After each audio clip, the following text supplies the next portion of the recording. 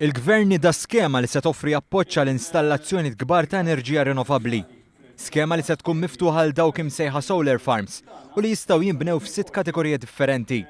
Dawn huma barrieri, żoni industrijali, landfills mhux użati, artijiet li qegħdin taħt konċessjoni tal-Gvern, parkeġġi u oħrajn. Għal din l-iskema hemm allokati 140 miljun euro, bil-kapaċità massima allokata f'dan l-ewwel finanzjament hija dik ta' 15 megawatt peak.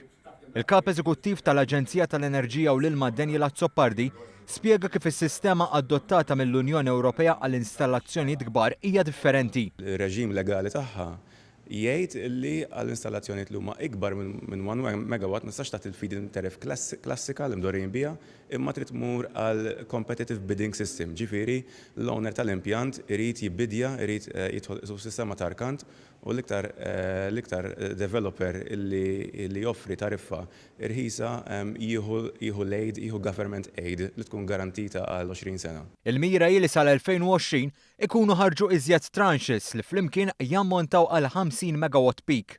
Element kruċjali f'din l-iskema huwa li dawk il-partijiet interessati li se jkunu mejjuna irridu jibnu l-installazzjoni fi żmien 18-il xahar bil-possibilità ta' estensjoni ta' 6 xhur iżda bit-tnaqqis fit-tariffa mirbuħa.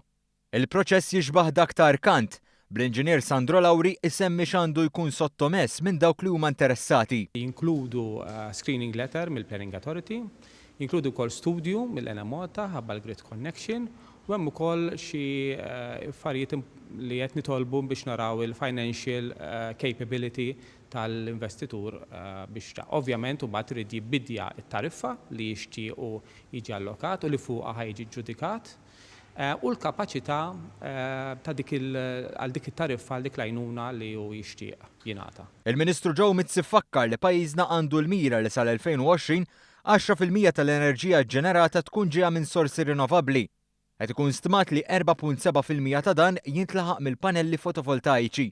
Għaldaqstant, skema bħal din għandha tgħin biex tagħti imbuttatura l quddiem. Aħna permessi li iktar ma jkunu ġenerat ħanejtek minn daw il-panelli, iktar nistgħu nilħqu għat-targets tagħna sal-2020. Tinsix 10% ta' l-enerġija ġenerata tkun mill-rinnovabbli allura illi qed nerġgħu naslu dak it-target. L-applikazzjoni tagħlaq fit-22 ta' Jannar tas-sena d-dieħla, filwaqt li fl-20 ta' Novembru se ssir sessjoni ta' informazzjoni għal min interessat.